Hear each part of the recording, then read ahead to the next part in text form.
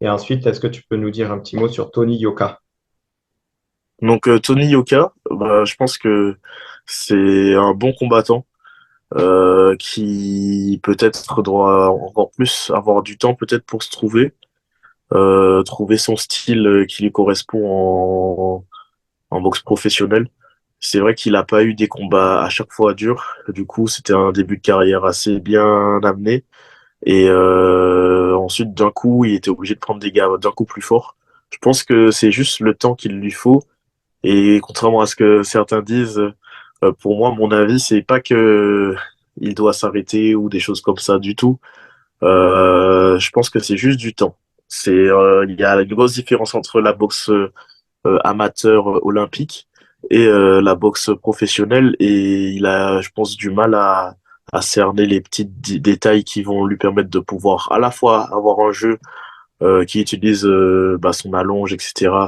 Et ses points forts, son jab, son uppercut arrière.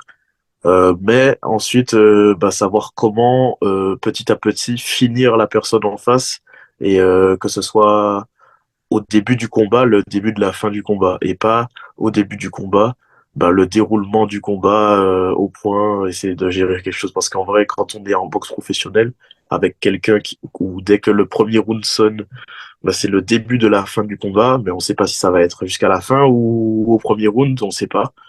Bah, lui, il faut qu'il arrive à s'habituer dès le début du combat, c'est le début de la fin du combat.